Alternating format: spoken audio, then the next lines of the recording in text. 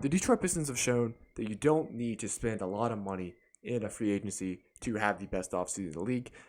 Actually, they spent like no money in free agency, and they had, in my opinion, the best free agency in the NBA. So let's talk about it. Also, if you're here, next video I want to make is going to be a reacting to comments and like your guys' hot takes and stuff that you guys have opinions on. It could be anything: college, draft, 2023 draft, this year, any 30 of the NBA teams. Just leave a comment, and while you're down there, subscribe.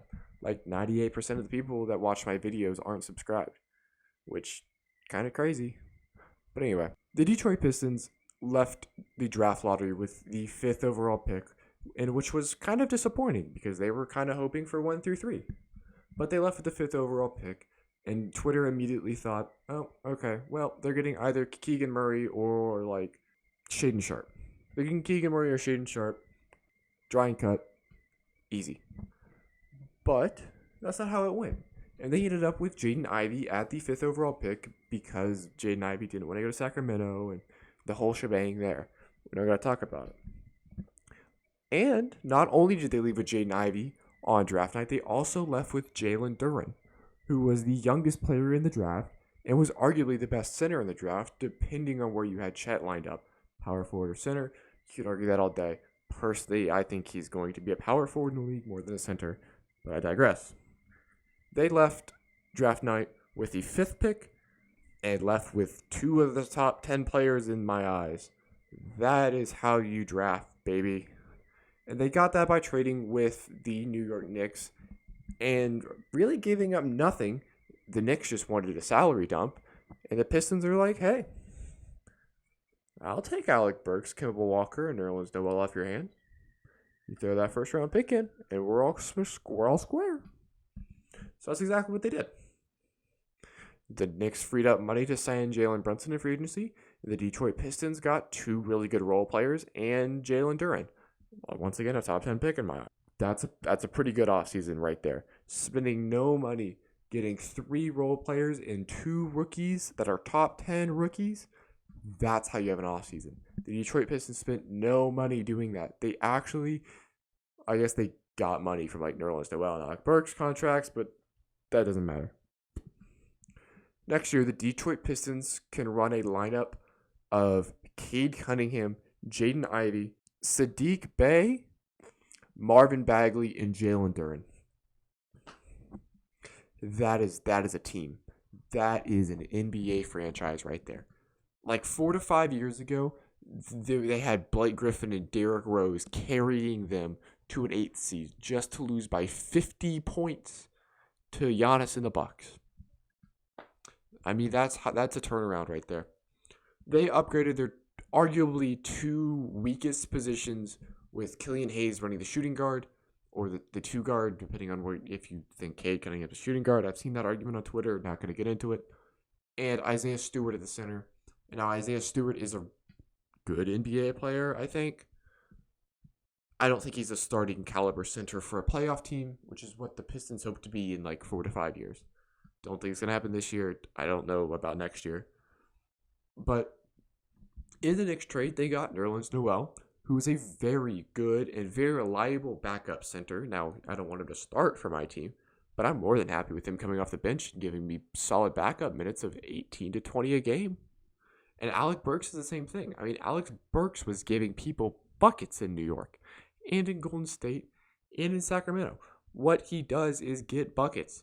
And I think he's a good locker room guy to have. I think he's just a good guy to coach up players like Saddiq Bey. And maybe Killian Hayes, if Killian Hayes wants to learn how to put the ball in the basket.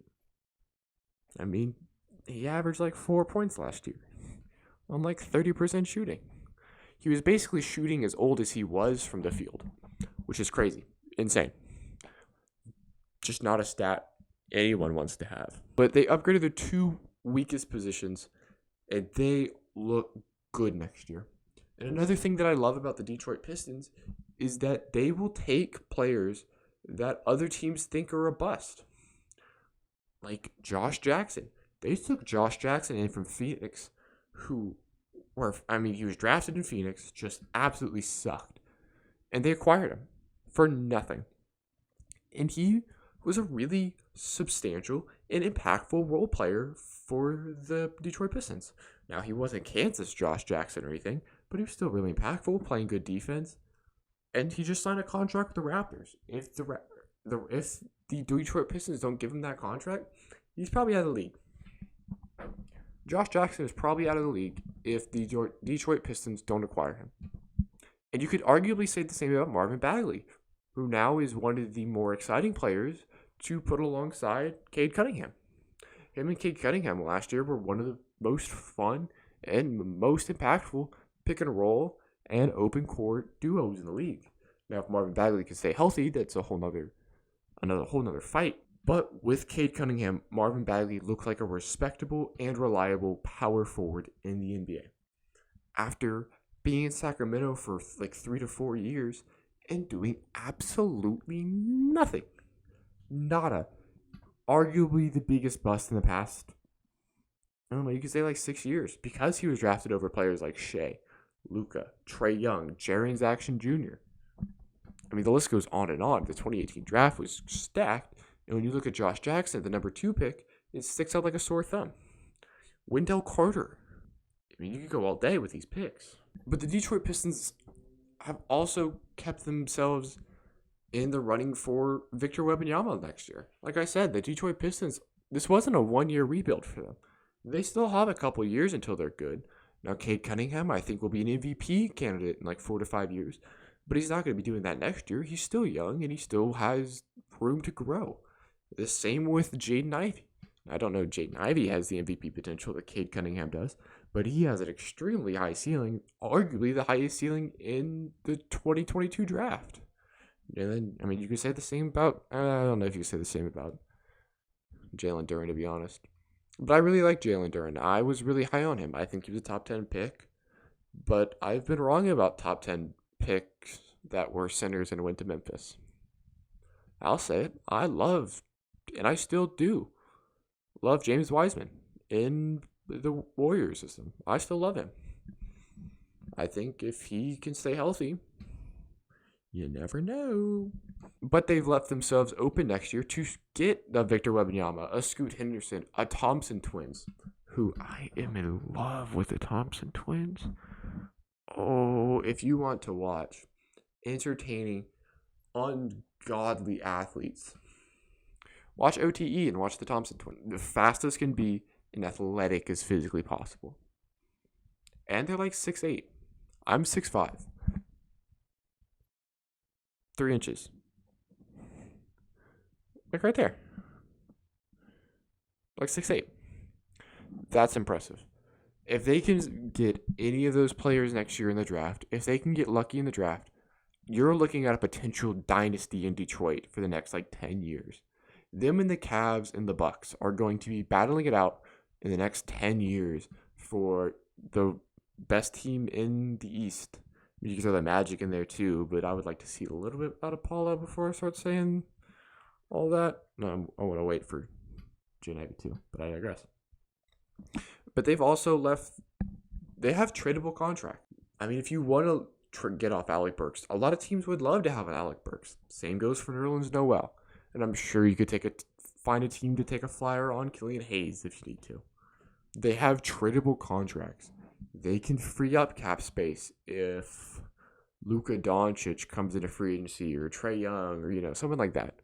If one of them hits free agency and was looking for an unrestricted free agent deal, the Detroit Pistons can make money to make that happen.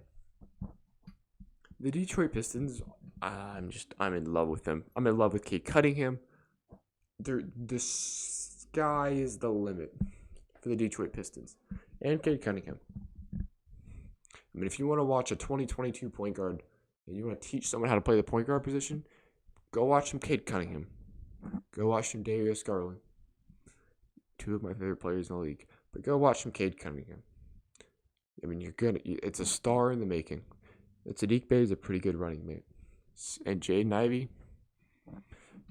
might, I doubt it. But he might be the best player in Detroit in a couple of years if he hits the ceiling.